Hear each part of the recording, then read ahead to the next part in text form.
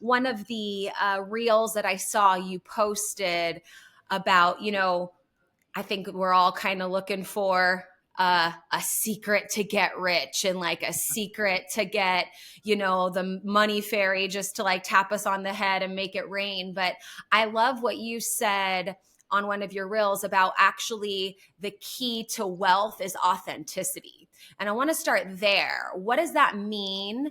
The key to wealth being authenticity, and like what specifically do you mean by authenticity?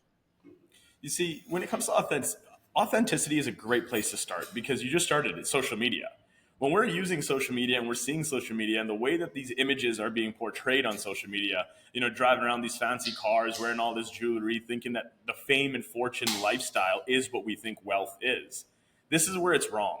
So when I talk about authenticity, it's about creating your energy, who you are as a person and showing up. Because we like to wear a lot of masks, especially with social media nowadays. It's very easy to wear masks.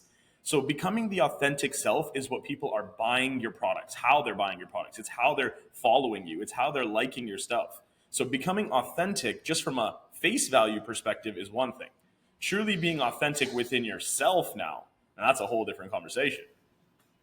Yeah. And how do we be truly authentic within ourselves? See, one thing that one of my coaches taught me very, very young was understanding our three gatekeepers.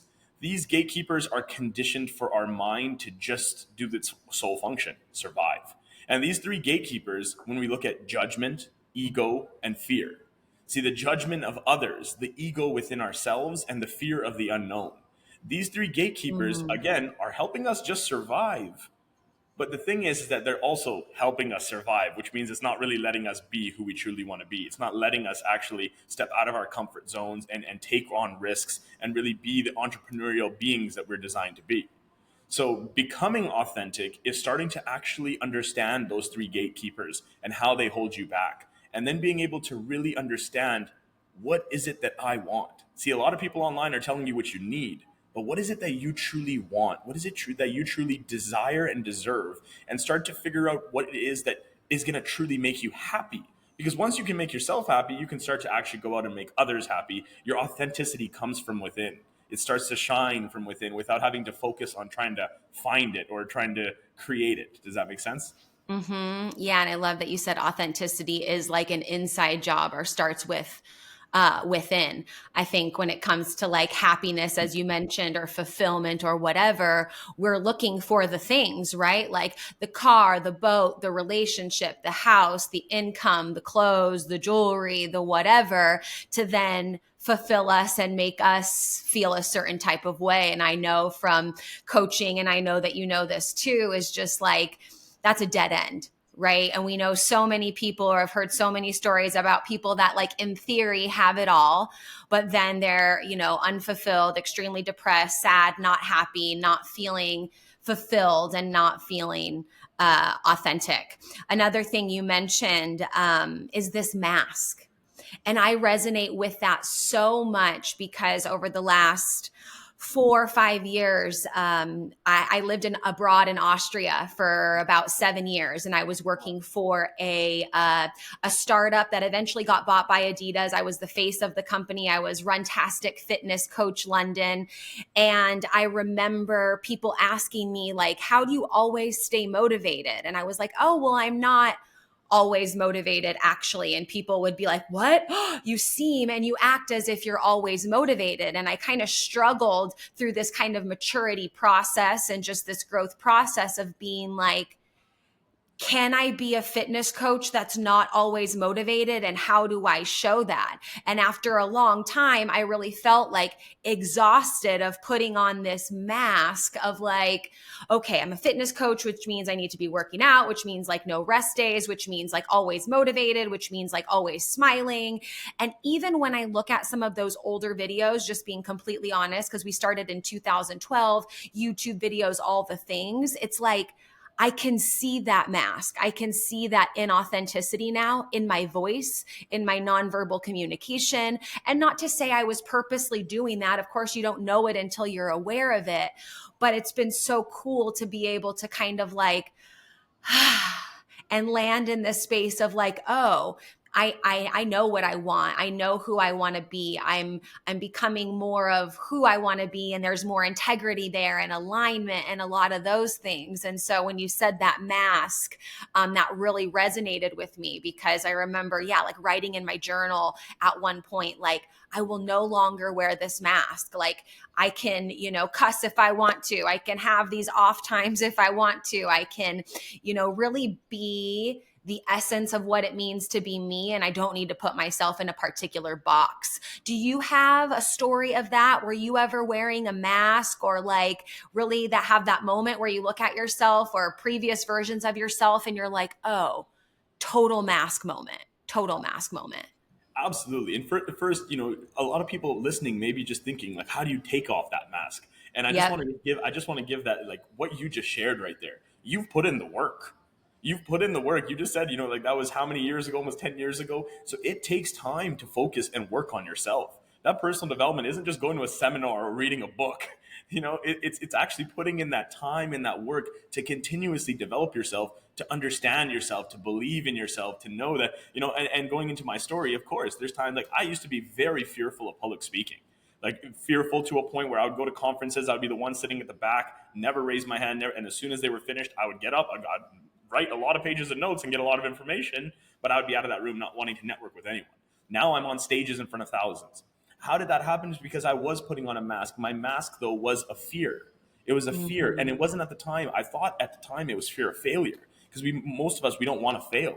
But with all the failure that I've already gone through, I kind of learned from John Maxwell's way of failing forward and said it wasn't really the fear of failure. It was the fear of success for me, which was very interesting. When my energy coach first talked to me about that, she told me, she said, it's the fear of success, Jay. And I said, well, why would I be fearful of success? Like, that's all I actually want. And, that's all I want. That's all I'm craving.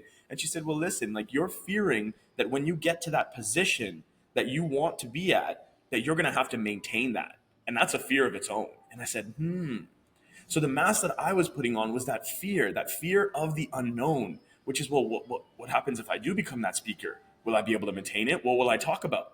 Who will listen to me? I started creating thoughts in my head that were not even existent. So taking that mask off for me was taking that time to work, just like you did, taking that time to work through it and working with coaches, digging deeper into my subconscious levels and really being able to figure out, okay, where do I actually see myself? What's my ideal lifestyle? I always start that exercise with a lot of my clients, which is, just imagining that ideal day where money doesn't matter anymore. You got 50, 100,000 coming into the bank every month for the life.